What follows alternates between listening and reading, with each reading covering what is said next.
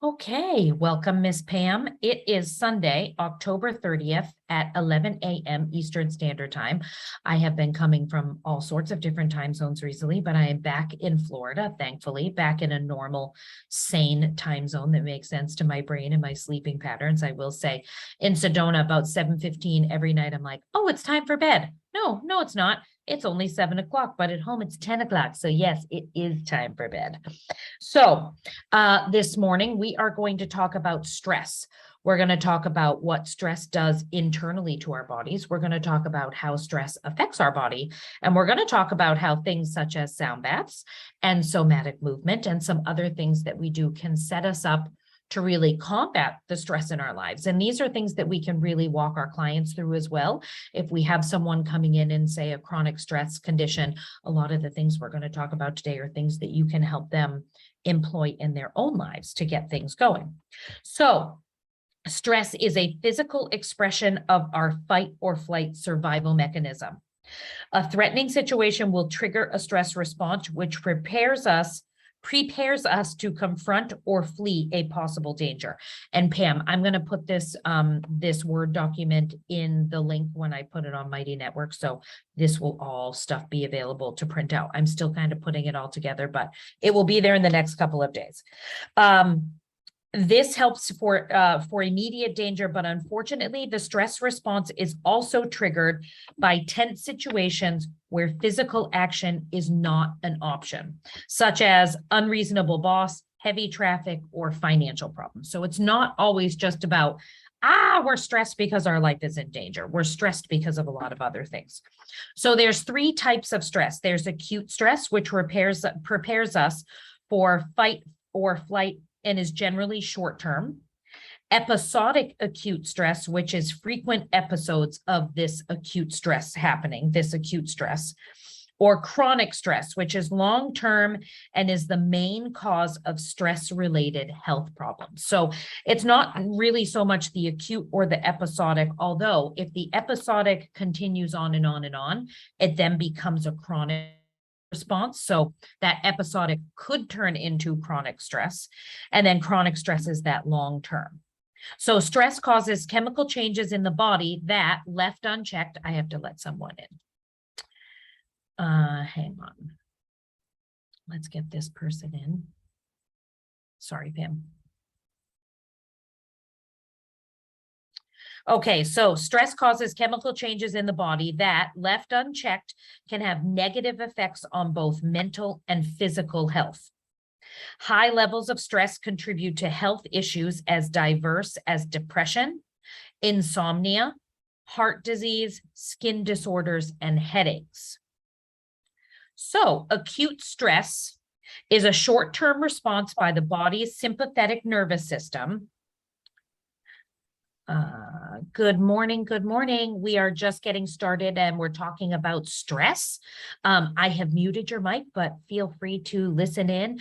The Word document for what I'm going to be talking about today is going to be posted in the Mighty Network along with this video. So just feel free to listen this morning. And you are here joining me and Pam so far this morning. So welcome in. Okay, so acute stress is a short-term response by the body's sympathetic nervous system. How long acute stress lasts may vary. The response can last for a few minutes or a few weeks. During an acute stress response, the adrenal medulla, part of the adrenal glands, the 2 small glands that are located on the top of each of your kidneys. So your kidneys kind of sit in there like this, and the adrenal glands sit right on top. They begin to release catecholamine hormones, which include adrenaline and noradrenaline. So in all, over 17 different hormones are released during an acute stress response. Holy moly, that's a lot, right? To prepare our body to do that fight or flight or flee, whatever it is that we're going to be doing. So some of the physical responses from an acute stress attack is blood sugar levels rise. Additional red blood cells are released to help carry extra oxygen into the body. Peripheral blood vessels constrict because we want all of our blood flow to be going to the major functions. Your pulse quickens, your blood pressure rises, and your digestion stops. And again, that's because we're trying to funnel all the energy that we possibly can in our body to do the things that we need to do in the now. So that means that fight or flight response, all of the external stuff that we don't need shuts down, and all of that energy heads towards all of those vital functions. And this is happening within seconds and without our control. This happens it just happens. It's how our body prepares for these acute stress responses. Episodic acute stress, again, is stress you have when you have frequent episodes of acute stress. So this might happen if you're often anxious and worried about things you suspect may happen. You might feel that your life is chaotic and you seemingly go from one crisis to the next. Certain professions, such as law enforcement, firefighters, might also have these frequent high stress situations, so they get episodic acute stress.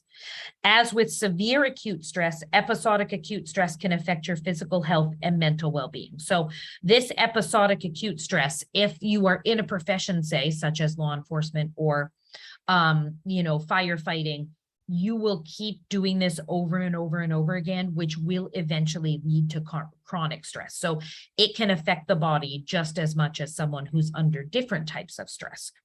So chronic stress occurs when continuous acute stress responses keep the body on alert continuously, negatively affecting your health. The ongoing stress response causes the hypothalamus and pituitary gland, these are both portions of our brain, to release a chemical known as ACTH. This is adrenocorticotropic hormone.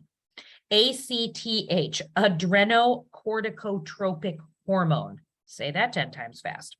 ACTH, known as the stress hormone, that's easier, stimulates the adrenal glands to produce and release cortisol. And as women, especially, we don't want this cortisol. Cortisol leads to weight gain and it leads to all sorts of crazy things. And this happens mostly in women. It does happen in men as well, but we have to really look out for this.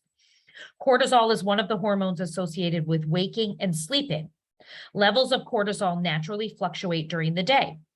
It happens, my cortisol levels rise in the afternoon when I start to fall asleep because I want to take a nap. Cortisol levels are highest in the morning and help us wake up. When chronic stress stimulates cortisol production, the daily cycle of cortisol levels is disrupted. High levels of cortisol may occur at night. This can result in insomnia. So high levels of cortisol wake us up in the morning. So when we're stressed and our body, those adrenal glands are releasing that cortisol, it's going to start to make us anxious. And also we might have insomnia at night because we have those high levels of cortisol and we are unable to sleep. Imbalances of cortisol and other stress-related hormones weaken health over time, and the effects are not immediately seen. Practicing stress management techniques can help minimize the effects of stress on your health.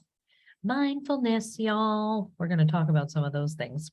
So high levels of stress or cortisol contributes to weight gain. Cortisol promotes the synthesis of glucose from proteins in order to make more glucose available as fuel in response to stressful situations. So this reduces lean muscle mass and increases the deposition of abdominal fat and increases cravings for food, especially carbohydrates. So we stimulate this cortisol in our systems by having this chronic stress, and by releasing all of this cortisol, we then get all of these situations where, we get all of these situations where this cortisol promotes the synthesis of glucose from proteins in order to make more glucose available as fuel. So we're signaling to our bodies that we need more fuel to combat this fight or flight, but we don't actually need it. We've just put our body in a space where we feel like we need it. And so that increased cortisol reduces lean muscle mass and increases the deposition of abdominal fat and increases cravings for food, especially carbohydrates. No doubt, right? This helps to set up the vicious cycle of stress and overeating, especially of unhealthy foods, because it's the unhealthy foods that are giving us that quick fuel source. It gives us that quick burn, and then bam, we crash. And then we go, oh, I'm stressed again. I think I'll eat. And then before you know it, here we are. This helps to set up, again, that vicious cycle of stress and overeating, which creates more stress and more overeating, and so on and so on and so on. So by supporting a person's adrenal glands and lowering cortisol output, this vicious cycle can be broken. And at first, it's very, very hard. Your body almost gets addicted to these cycles of how it works. It gets addicted to that chemical hit of those 17 hormones that are released during stress. And so our body almost, especially if we have stress, say at the same times every day, we're always dealing with a boss that gives us this stress response, say at 3 o'clock every day, they like to check in or whatever, your body will almost get conditioned to, at that time of day, taking that hit in the, so when we start to reorganize how we do things, it is difficult because our body is driving us. Our body is saying, hey, wait, don't we normally get this hit of these awesome hormones this time of day? And you have to go, no, we're choosing a different path. And for a while, that your body is going to drive you to want to do the same thing. So give yourself a break when we talk about these things and talk about how you can change your body and you can change how you do things, and we can change our patterns of thought. It would be nice if it would be as easy as going, oh, I'm going to do that. And then we just do it and nothing weird happens and our brains don't go crazy and the hormones in our body don't go crazy, but that's not life. And that's not how the human body works. That's not how our brains work. So I think we're going to talk about some things today. And if you have stress in your life and you're trying to switch some things up, give yourself a break and know that this happens a little bit at a time. But if you keep consciously choosing to do these things, they become a habit. And then those are the things that end up. And you eventually do that shift and you go, oh, wow, isn't that nice that I don't have to use my brain so much to choose this thing every day, like we do when we first start. So besides cortisol, there are some other ways that stress affects the body. So let's imagine this scenario. You're sitting in traffic, late for an important meeting, watching the minutes tick away. What are you feeling? I'm going to let somebody else in here, you guys. So just take a second and imagine you're late. You are never late. This is not like you. This is an important meeting. You're stuck in traffic or maybe behind some old person that's driving wicked slow and you can't pass. And what are you feeling? You're feeling stressed, right? Maybe you're feeling angry or breathless or anxious, or you're honking the horn, maybe you're sweating a little bit. There's lots of things that can happen when we're feeling that stress response, when we're in that thing. So, your hypothalamus, a tiny control tower in your brain. Good morning, Kim. We are into our discussion already on stress and how it affects the body. There's going to be a Word document that will be put into the link when I put it on the Mighty Network that you can print out. So for right now, just listen along, and you haven't missed too much. You're here with Troy and Pam, and we're just getting started. And I have muted you, Kim. Okay. And this meeting is being recorded. I hope that's cool with everybody. Okay. So your hypothalamus, a tiny control tower in your brain, decides to send out the order, send in the stress hormones. So you're sitting there in traffic and here come the stress hormones. These stress hormones are the same ones that trigger your body's fight or flight response. Your heart races, your brain quickens, and your muscles are ready for action. You are ready to hop out of that car. This response was designed to protect your body in an emergency by preparing you to react quickly. But when the stress response keeps firing day after day, it puts your health at serious risk. Stress is a natural physical and mental reaction to life experiences. Everyone expresses stress from time to time. This is natural. For somebody who says, oh, I never stress. Yep, they probably stress out about not stressing. Let's talk about that. So everyone has stress at one time or another. Nobody's floating. I bet you even the Dalai Lama or Deepak Chopra, he seems pretty chill, but I bet you he's got some stress too. So Anything from everyday responsibilities like work and family to serious life events such as a new diagnosis, war, or death of a loved one can trigger stress. For immediate short-term situations, stress can be beneficial to our health. It can help us cope with potential serious situations. Our body responds to stress by releasing hormones that increase our heart and breathing rates and ready our muscles to respond. Yet, if our stress response doesn't stop firing, these stress levels stay elevated for longer than is necessary for survival. This is where it starts to take its toll. Chronic stress can cause a variety of symptoms and affect your overall well-being, such as you can become irritable, anxiety, depression, headaches, and insomnia. Ulcers are something that happen from chronic stress. All of those things. And then we're going to talk about now how stress also affects every single system in our body. So the central nervous and endocrine systems are affected by stress in a few different ways. So your central nervous system is in charge of that fight or flight response. In our brain, the hypothalamus gets the ball rolling, telling our adrenal glands to release the stress hormones, adrenaline, and cortisol. These hormones rev up our heartbeat and send blood rushing to the areas that need it most in an emergency, such as our muscles, our heart, and other important organs. When the perceived fear is gone, the hypothalamus should tell all systems to go back to normal. If the central nervous system fails to return to normal, however, or if the stressor doesn't go away, the response will continue.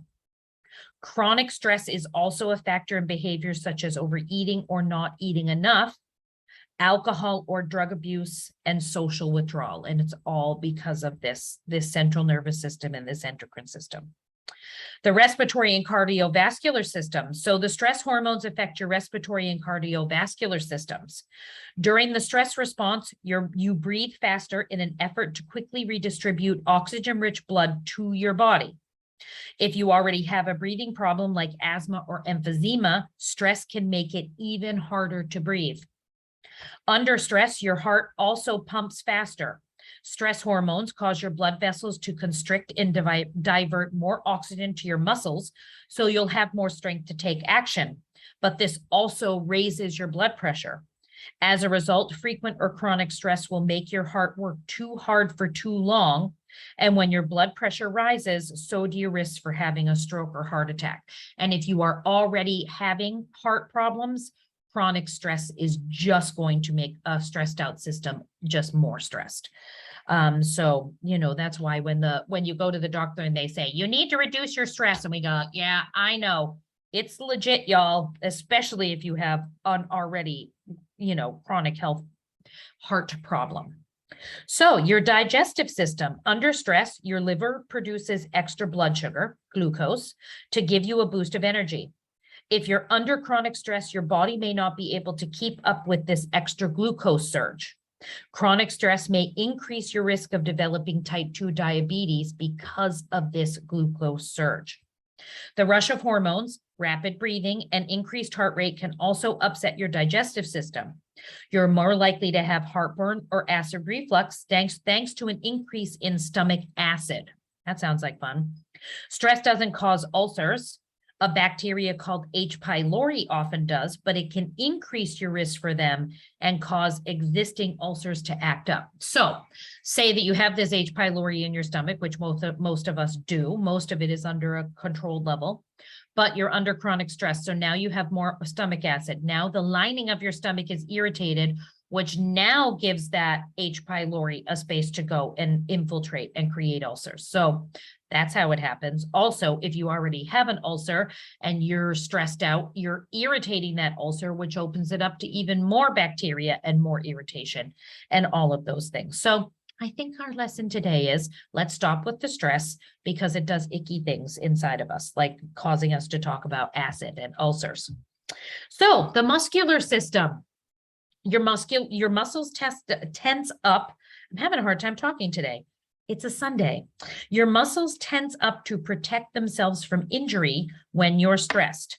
They tend to release again once you relax, but if you're constantly under stress, your muscles may not get the chance to relax. Again, sounds lovely.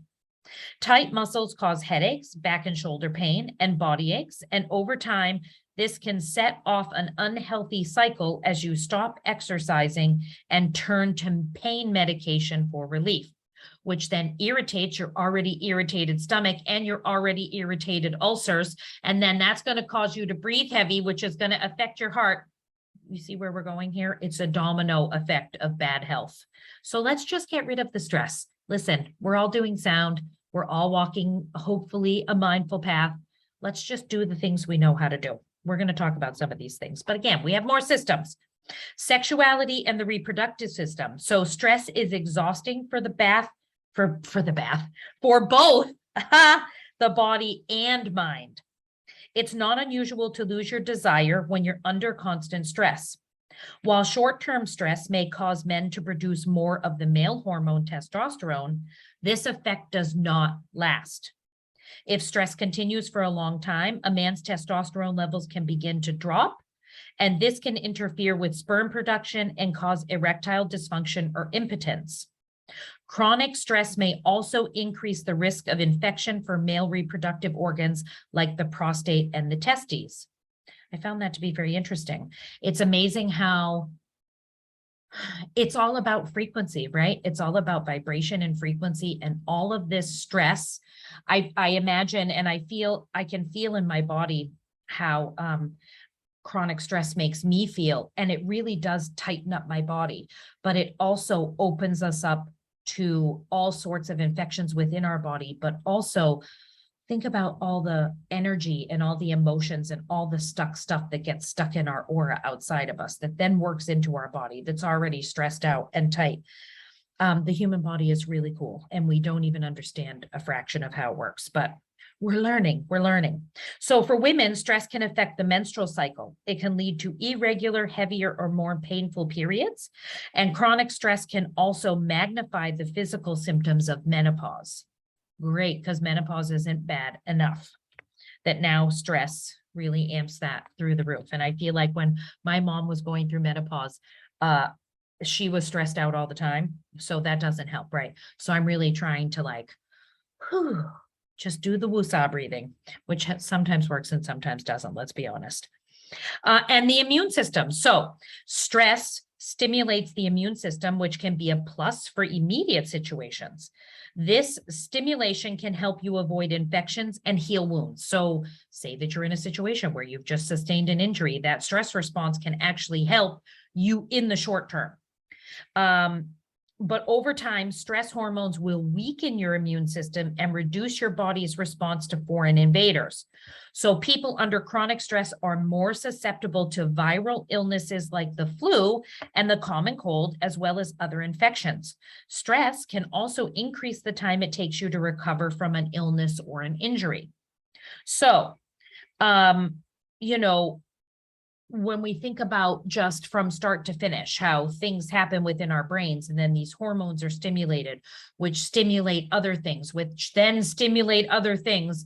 In the short term, all of that really is meant to help us. But in the long term, so if you think about when marathon runners are doing a race, they super carbo load. Like I used to know some marathon runners that before a race, they would just carbo load like you couldn't believe, but that was for that quick energy. You can't do that all the time, or you're going to eventually look like Mario down at the pizza shop, who maybe eats a little too much pizza and doesn't exercise enough, which is totally fine. But that's what happens to your body. It can't regulate, it can't process all of that quick fuel in the long term. So stress is really good in some ways for the short term. And let's talk a little bit about the upsides of stress.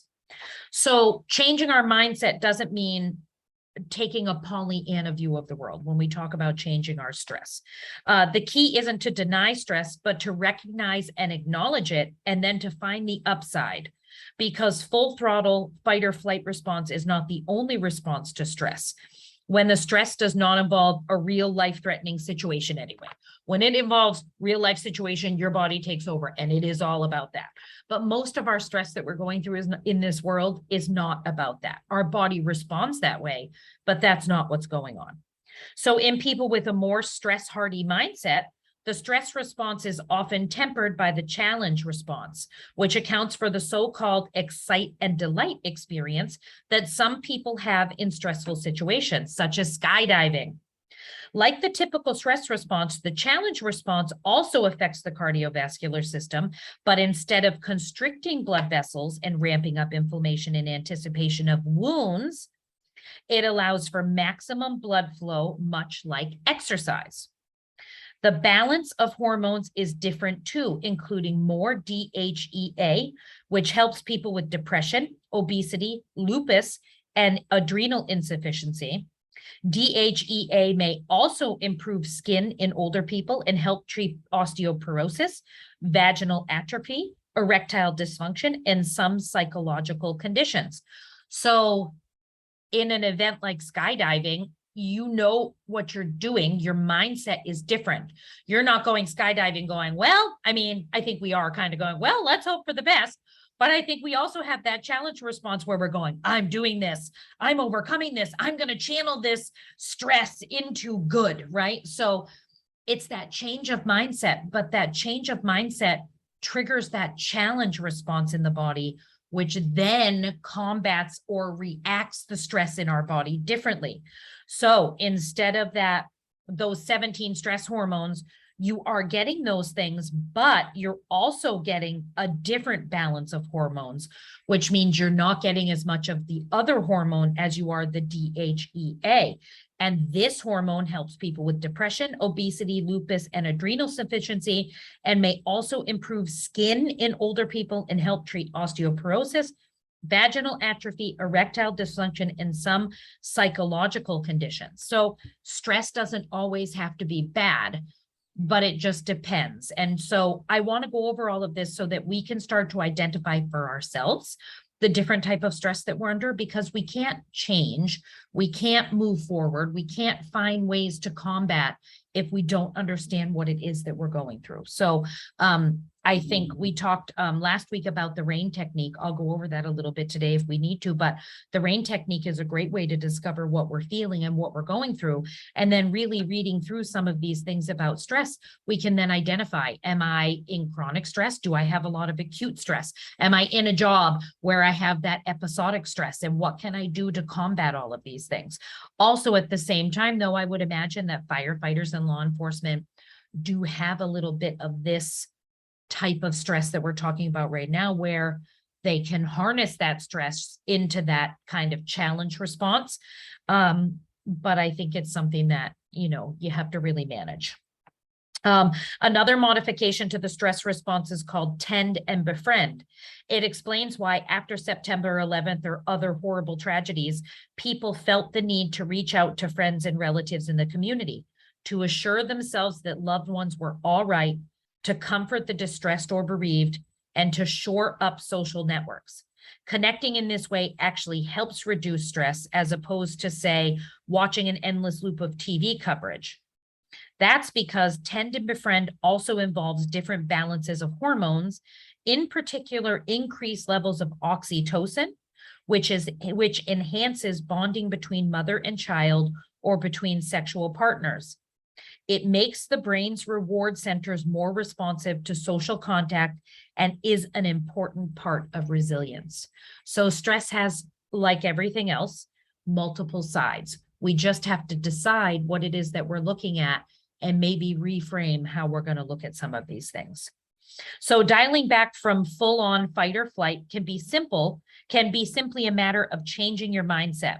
Studies have shown that when participants are told you're the kind of person whose performance improves under pressure, it does by as much as 1/3, which is kind of cool. How can you shift your mindset? There's a book that came out in 2015 called The Upside of Stress by a lady called Kelly McGonigal. And so she says things like, when you notice your heart racing, say before giving a presentation or having a tough conversation, realize that your body is trying to give you more energy. See if you can capitalize on that. So I actually tend to do this. I feel like I've kind of done this since I was a kid, because it always used to make me mad when fear would hold me back. If I wouldn't do something because I was too afraid, I would leave that situation and go, I'm never doing that again. And then I never would.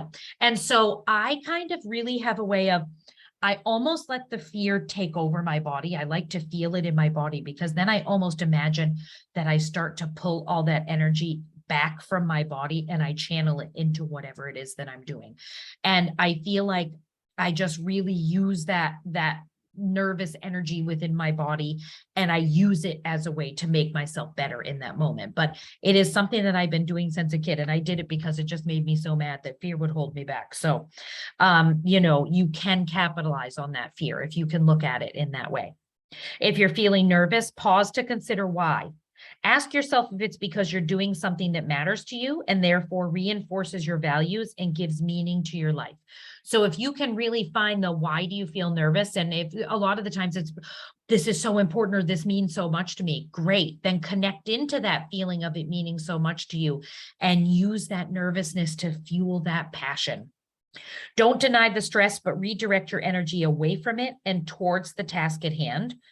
If you are feeling overwhelmed with work or cares, try doing some small act of kindness for someone and note the mental reward you reap. So just by changing your mindset from you're overwhelmed with work and things, just redirect what you're doing. Go do something kind for someone. It switches up that mental path. Nurture your social networks. Caring creates resilience. Try to focus on the larger purpose of whatever you're doing. When you're stuck in a traffic jam taking your daughter to school, remember that it's because you love her and want her to get a good education. You also don't want to let her hear you going with this person in front of you, and then she learns that that's how you drive. Road rage. Think about that too. And then whatever you're doing, don't pretend that stress doesn't exist. I think we just learned that in mindfulness altogether. Stop with the pretending. If we can, maybe we're not ready to face things head on right now, but we can't just keep pretending that things aren't there. That doesn't help. If anything, for me, when I pretend that something isn't there, the universe just keeps piling up things that really I have to, and then all of a sudden the universe is like, oh, you're ignoring me now, huh? I bet you're not now. So it's easier if you just deal with things sometimes when they arise. People who deny tend to isolate themselves and reinforce their fears. Instead, ask yourself why you're experiencing this stress and look for any positive aspects to it. Are you gaining strength? Are you connecting with people on a more fundamental level? Do you feel more intensely alive? Somebody said to me once, life doesn't happen to us, it happens for us. So I think if we can look at a stressful situation and say, okay, what is this doing for me? And we can switch up our mindset on how we're looking at that, it really can have a profound effect on how we're feeling and how we respond to stress. Let's see. We talked about all the different nervous systems, all the different systems. Okay, so now that we've kind of looked at stress, we've looked at some of the ways that we can harness stress. Let's talk a little bit about what we can do to combat the stress in our body, mind, and spirit. So according to a couple of places that I did a little bit of research, Very Well Mind and Women's Health Magazine, there are lots of things that we can do to help ourselves with stress relief. And we're going to talk a few more scientific things first, and then we'll get into some other things like guided meditation and things like that, sound healing. But we'll talk about some other things at first. So fast stress release can have a significant effect on both our body and our brains, says Kevin Chapman. He is a PhD and clinical psychologist and the founder and director of the Kentucky Center for Anxiety and Related Disorders. So for example, quick ways to chill out can help you decrease your heart rate to normal levels, allow your body to regain homeostasis, which is balance, and teach your brain how to manage cortisol levels. So if you can start to put some different stress copers within your life, you can start to retrain your brain, and you can actually start to help your body remember how to balance out all of those hormone levels and cortisol levels on their own. So here are a couple things that we can do. So, I just got a new iPhone, y'all, and sometimes it does something crazy. Okay, so focus on what you can control. It's the iPhone's fault, by the way. It's not my fault. It's not my fault at all. It's the iPhone. Focus on what you can control. Engaging in present focused awareness, and what is happening right now is effective for managing strong emotions, our Mr. Chapman says.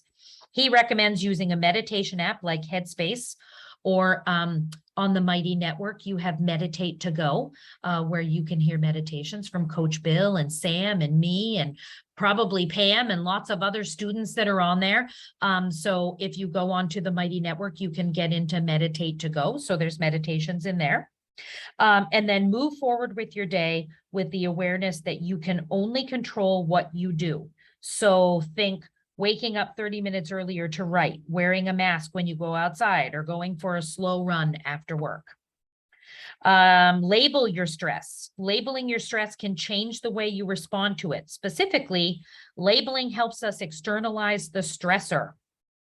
Furthermore, locating the burden of stress in a situation helps make sure that you're not merging the stress with yourself. Or else the stressor can actually start to become us or the fabric of ourselves, and we definitely don't want that. Plus, when you label an issue, such as I'm stressed about my workload this week, you are putting it into a system. And language is a system. So by describing our stress with words, we're automatically starting to put stress under control, to classify it, and on a certain level, take charge of it by talking about it instead of just letting the stresses sit within us. The first step is in tackling any stressful issue is identifying it, separating it from yourself, and then considering how to move forward. Try a 4-7-8 breathing exercise. So deep breathing is a quick and easy way to deal with in the moment stress. And it can change the chemistry of your body and your mind. So there are literally tons of breathing techniques that you can choose from. Honestly, if you go onto the Google box, there's a million, but I kind of like this one. So this is the one you're getting because I'm the one who's teaching. So the 4-7-8 method. Before you begin, let all the air out of your lungs. And then take a breath, inhaling for the count of 4. 2, 3, 4. Then you're going to hold it for a count of 7. 1, 2, 3, 4, 5, 6, 7, and then exhale to a count of 8. 1, 2, 3, 4, 5, 6, 7, 8. So it's best to count 1,000, 1,002, 1,003 for the count. Once you've inhaled, sit still and hold your breath for that count of 7. Then slowly exhale to that count of 8. And do this exercise 4 times for optimum Zen, y'all. Optimum Zen. The 4-7-8 method. I love that. In free flow dance, free form dance, ecstatic dance, we do the breath of fire sometimes. Sometimes we do a lot of different breathing techniques to really get that energy flowing. Snuggle your face in your dog's fur or your cat's fur or your chicken's fur, donkey, whatever it is that you got out there, ostrich, llama. Or say a simple prayer to yourself, or lace up your shoes for a quick walk or run. The point, do something that makes you feel relaxed. It's also important to remember that everyone is different. So what is a relaxing activity for you might not be so for someone else. But in this practice of mindfulness in life, how about we stop comparing ourselves to other people? We're all different. We're all unique. We all have our own unique vibration. We all have our own unique frequencies, our likes, our dislikes, and that's okay. When we start comparing ourselves to other people, we also get stress. So just stop with the comparisons. We're never, ever going to be able to compare ourselves to someone else. There's no one exactly like us. There's no one doing exactly what we're doing right now in the exact spot that we're doing it. The comparisons just cause more stress. So what is relaxing to you should be what you should focus on. Just because it's not relaxing to me doesn't mean that it's not relaxing to you. Okay. For some people, it's a quick workout, but for others, it's a meditation session. Reading a favorite book might also be an option. Figure out what works to calm you down and have it in your back pocket for particularly stressful days. Take an at-home personal day. Sometimes you might not have the financial backing or availability for a full-on vacation away, but prioritize your time is necessary. regardless of whether you can financially afford it sometimes. So even if you can't leave home, take a personal day to rest and unwind. Plus, build mini breaks into your workday whenever you can, in case taking a day off just isn't possible. So maintaining a schedule and being intentional about protecting your individual time is essential for self-care. For example, instead of working past 6 p.m. from your living room couch, cut out early and do something that brings you joy when you can, like reading a book or putting a face mask on. Embrace the mess of it all. Translation, it's okay to give yourself a break and take shortcuts when you can, even with something as simple as chopping your own veggies. Go ahead and buy them already cut. It might cost you a little bit more, but it will save you stress in the long run. Or do something similarly time-saving, like ordering takeout from a local restaurant. If you don't feel like doing your normal blow dry and straighten routine, throw it up in a ponytail and call it a day. You'll likely feel less stressed if you embrace the imperfections.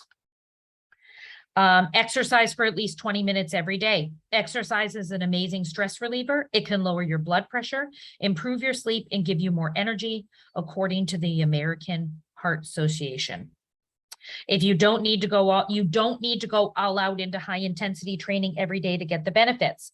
Even a 20-minute walk, run, swim, or dance session in the midst of a stressful time can give an immediate effect that can last for several hours. That's pretty cool. So hit the gym for 30 minutes to work off your stress, or try a new fitness class, or just go outside and walk in nature, just getting outside. It's interesting. We were talking about, what was I just going to talk about? Dancing. So when I'm in the airport, if I'm feeling like overwhelmed with people or stress, and if you guys have taken my class recently, you've probably seen me do this, but I will go into the handicap stall and just start to shake it out. I just have to get my body moving, and I just have to do some things to release the stress. And then I'm like maniac in there, just dancing it up. And then, I can come out of the stall, feel like I'm a totally different person. My energy has changed and all of that. So just getting moving a little bit sometimes, getting your body to release that stressed out energy, that pent up energy, really does help. Do something to make yourself laugh. Think back to the last time you laughed. I mean, like belly laughed, like silly laughed. You probably felt way less stressed in that moment. So do those things that make you happy. Do those things. Be with those people that make you happy and make you laugh. Learning how to knit or sew or paint, literally any craft that interests you. The process of creating something can be therapeutic. Now, if you're a perfectionist, it could also be stressful. So maybe this isn't the exercise for you, but if you feel like you can go with the flow, this sounds pretty good. Researchers have found that creating art for 45 minutes noticeably lowered cortisol levels in the saliva of 39 people. While it may be frustrating before you get used to your new craft, whether it's pottery or candle making, making something will help with stress in the long run. And then some other things that we can do. Let's go to the woo-woo side of things now, maybe. Let's talk about some things like guided meditation or guided imagery, meditation, progressive muscle relaxation. We've talked a little bit about deep breathing, but hugs, aromatherapy, a healthy diet, sometimes some nice organic supplements. Sometimes our body is missing or needing that balance of a supplement. Positive self-talk, yoga, gratitude, exercise. All of these things are great ways to help with relieving stress. So guided imagery, which also can be lumped in with meditation. So guided meditation brings short-term stress relief as well as lasting stress management benefits. There are many different forms of meditation, and to try each one has its own appeal. So there's guided meditation. There's meditation where you're just sitting and listening to maybe a background noise. There's walking meditation. There's all sorts of different ways. You can develop a mantra that you repeat in your mind as you take slow, deep breaths, or you might take a few minutes to practice mindfulness, which involves being in the moment, simply paying attention to what you see, hear, taste, touch, and smell. When we're focused on the here and now, we aren't able to ruminate about something that already happened, and we can't worry about something in the future. Meditation and mindfulness take practice, but they make a big difference in our overall stress level as it brings us back to the present. Mindfulness and meditation keeps us in the here and now. We can't focus on what happened. We can't focus on what's going to be. All we can focus on is the right here and now. And that really does take the stress out of things. Progressive muscle relaxation involves relaxing all the muscles in your body group by group. To practice, you can start with a few deep breaths, then practice tightening and relaxing each muscle group, starting with your forehead and moving down to your toes. So with practice, you'll learn to recognize tension and tightness in your muscles, and you'll be able to relax more easily. Each time you practice, however, you should experience a feeling of relaxation that will sweep through your whole body. So that's practice progressive muscle relaxation. So focus on breathing. Just focusing on your breath or changing the way you breathe can make a big difference on your overall stress levels. Breathing techniques can calm your body and your brain in just a few minutes. The best news is that no one around you will know you're doing them. So even if you're doing that 4-7-8 breathing that we just talked about, nobody has to know you're doing it. You're just sitting there breathing and looking around and chilling yourself out. There are many different breathing exercises like karate breathing. A few simple ones include breathe in through your nose, watch your belly fill with air, count slowly to 3 as you inhale, hold for 1 second, and then slowly breathe out through your nose as you count to 3 again.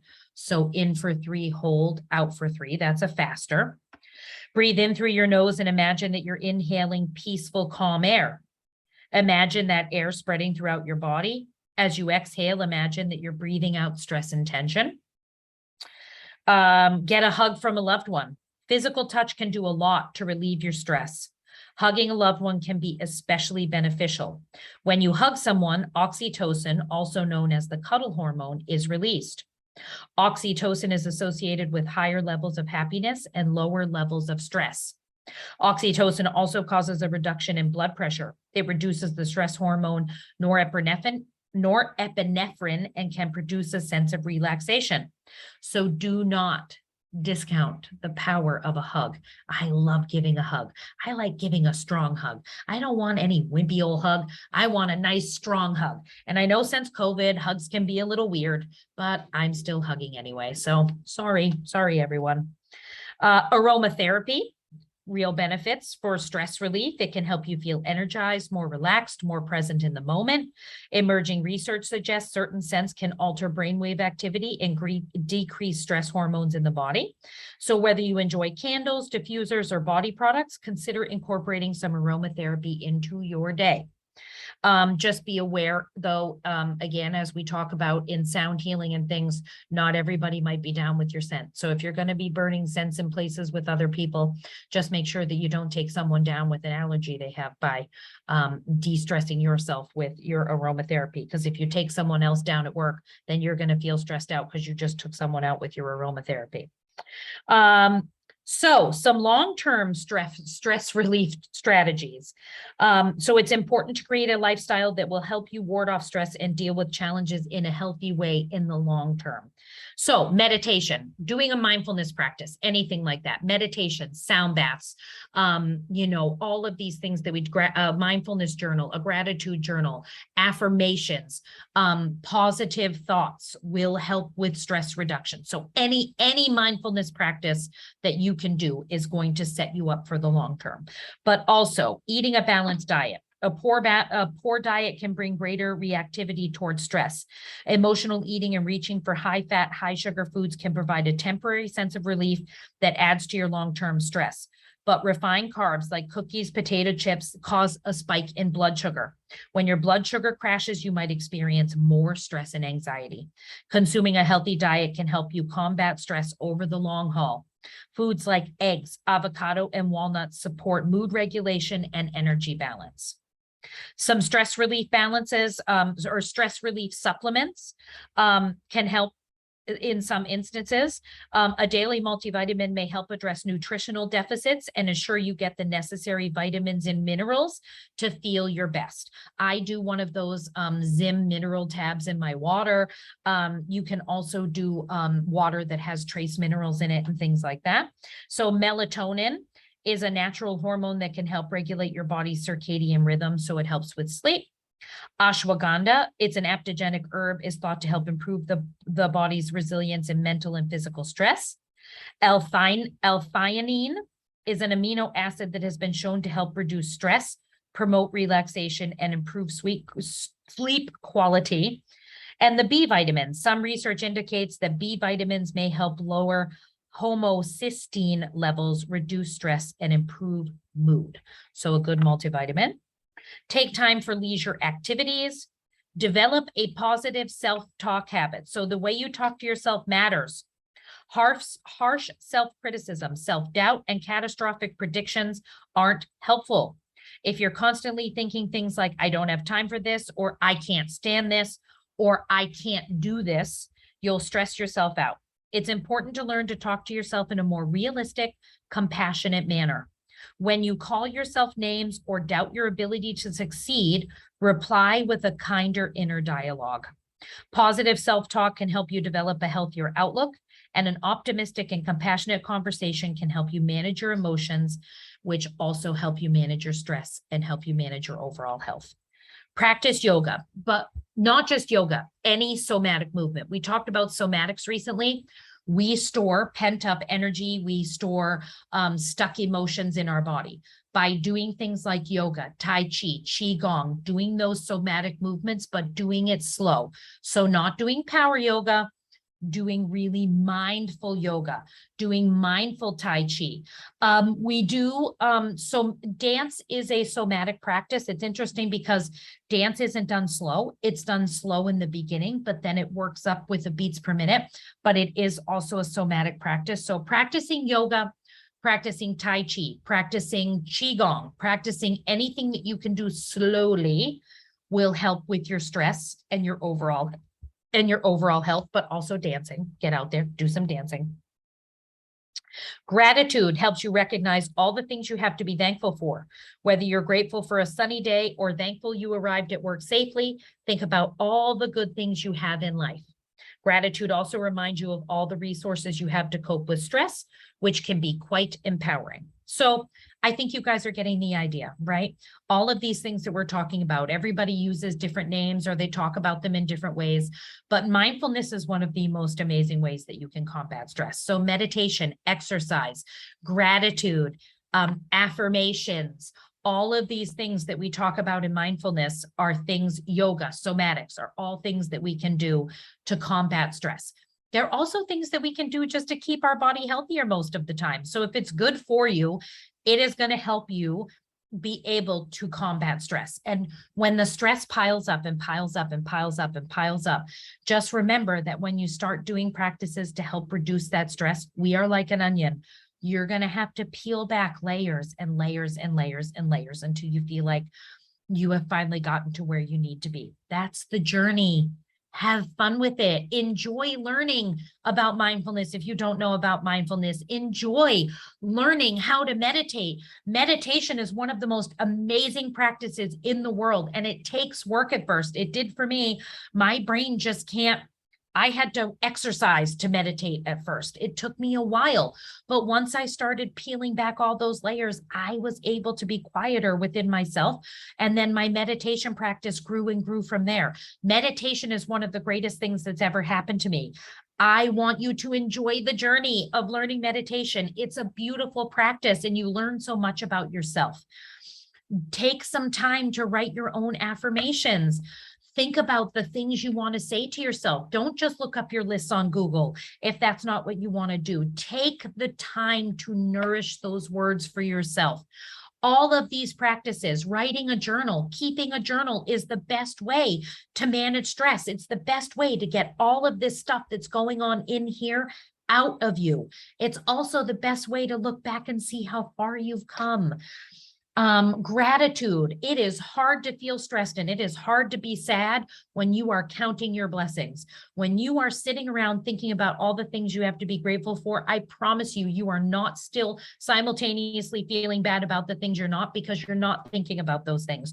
You're thinking about the things you have to be grateful for. So don't forget your mindful practices when you get stressed out. And I know that I do not live in a perfect Barbie world where all stress is managed by these things. We have all experienced and will experience again things that we cannot comprehend, but we do still need to come back to these practices because they will help us make it through. And one of those things is reaching out to other people. Don't isolate. If you're feeling stressed and you feel like you're King Kong out there and you don't want to put your King Kong on other people because you don't want to bring them down, I promise you, you have people in your lives who are willing to hold space for you, who are willing to listen to what you have to say so that it can help you reduce your stress and know that you're not alone out there in the world. So, and get out there and exercise. It is one of the most amazing things that we can do for ourselves is exercise. But one last thing that I want to talk about before we wrap it up, and I know we're coming up on 12, but is sound baths. So sound healing for stress. We know why all this works, but let's review, okay? Sound therapy is a form of meditation.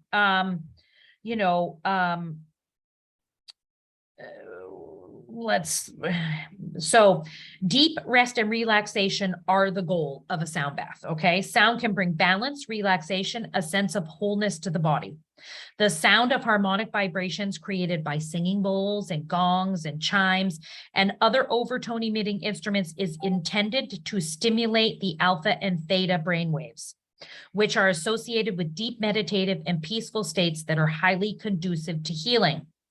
The benefits are much like those of meditation, which is not surprising since sound healing is a form of mindfulness. The experience of a sound bath or sound meditation can be helpful for anyone who wants to access a moment of relaxation or gain the benefits of meditation. To explore what a meditative state is and how it feels, this is why we're exploring that. So for this reason, it can be beneficial for both beginners of meditation and experienced meditators to also experience sound. So beginners of meditation, sound can be a great way for them to have something to focus on and to drop in. In our level 1 classes, Bill does his meditation with one bowl in his voice. And people are sitting up in a chair. They're probably uncomfortable, but they are out. They are down in that meditation like nobody's business because of that bowl, that focus that sound instrument gives you. Also, remember, we're working on entrainment and we're working with resonance. So when we are the lowest vibration in the room and we play a higher vibration instrument, our frequency, our internal vibration wants to raise up to match that highest vibration in the room. When our body does that, when our body wants, it goes, ooh, we need to raise our vibration. That is what triggers that healing response within our bodies. So just remember that sound healing is bringing people back into cohesion, that frequency that they are naturally wanting to vibrate at and free flow without life being piled up around them. So sound healing is 100% some of the best things we can do for people under stress. So think about, maybe tailoring a sound bath around stress relief. How many people do you know that are stressed out there? I feel like I know less and less people that are stressed out, but that's because I'm in a different group of people now, I guess, of people who are employing all these mindfulness techniques in times of stress. So, but that's why sound healing works. It helps us get out of the human, doings. We're doing all the time. And we have all this stress. And when we get into a sound bath, we get to just be. Everything else drops away and we're filled with the vibrations that we need to bring us back into cohesion and balance through the law of resonance, through entrainment, through vibrations, through all of it. So that's why we're doing this work. That's what we're here for. Mindfulness, sound healing, all of it to help heal the world, to help heal ourselves. So don't think that these things that we've talked about today are just for you. If you have someone in your life that's stressed out, give them this information. There's a lot of good information of things that we can do that we don't even have to have other people involved. If we don't want people to know that we're meditating or doing these things to help relieve stress, nobody has to know. But there's lots of things that we can do. And I hope that just talking about how stress really affects our internal body, if any of you that are going to listen to this video or that are on this video are feeling stressed, think about what's happening internally to your body and know that that's not what you want. And there's plenty of things that you can do to help with stress. I do have people that are stressed out that come to see me. I employ some of these techniques a lot. I will also put on there in this link, the RAIN technique. We did talk about this last week because I believe that this technique is actually great for anything. And basically RAIN is a technique that was, I think Tara Brach is one of the people that kind of really brought this into mainstream, but it's a 4-step mindfulness process that offers support for working primarily with intense and difficult emotions. So I think when we're feeling stressed out or when we have chronic stress, those are difficult emotions. And we talked about how we label the stress. This is going to be a great technique to employ to help label that stress. So R is recognize what you're feeling in your body, thoughts, emotions, and situations. Gently turn towards what you're experiencing in an open and non-judgmental way.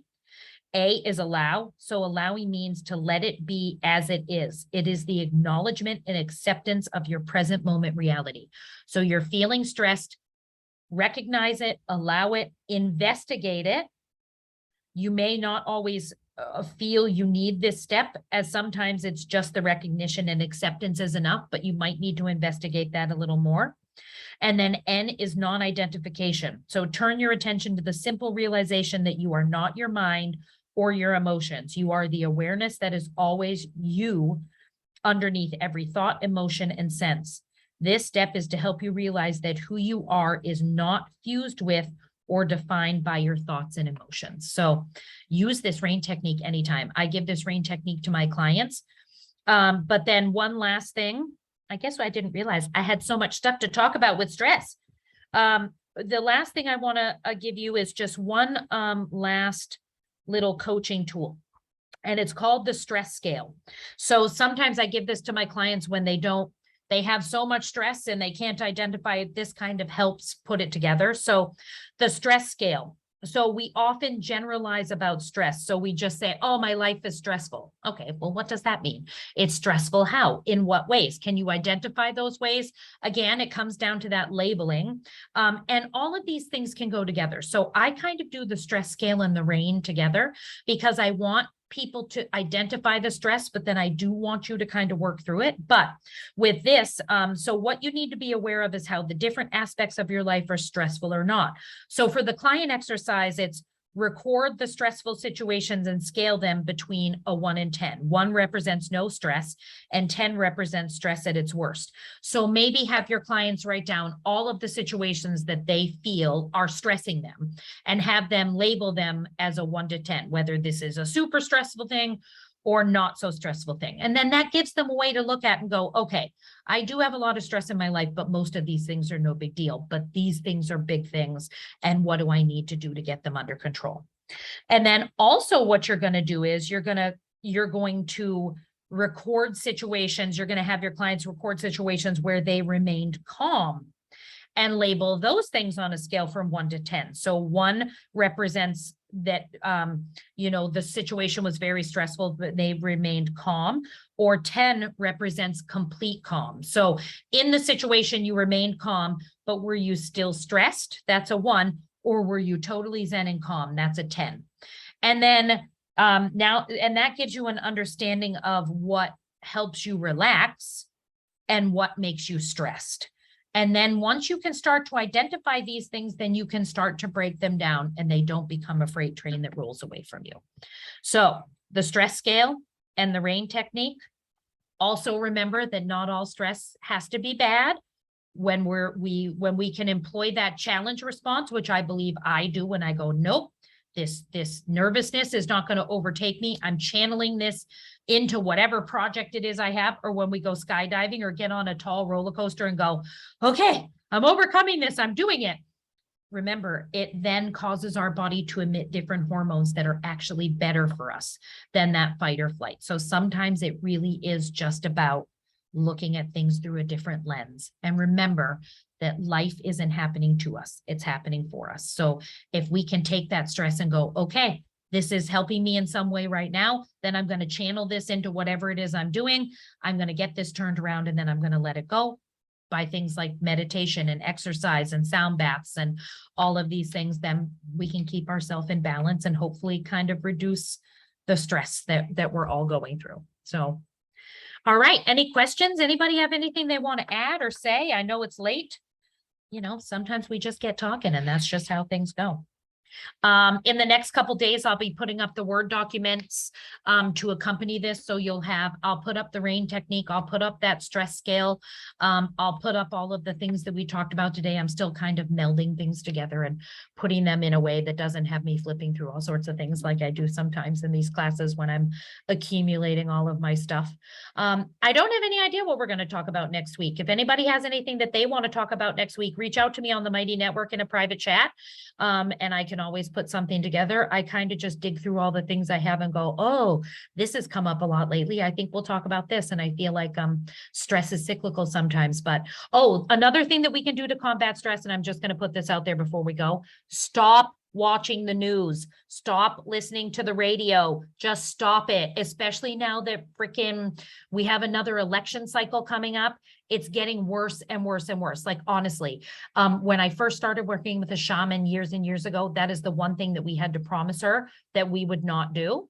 And that it has to stop. And she was 100% right. So stop it already. Just turn it off, because all it's doing is stressing us out and causing all this division that we don't need.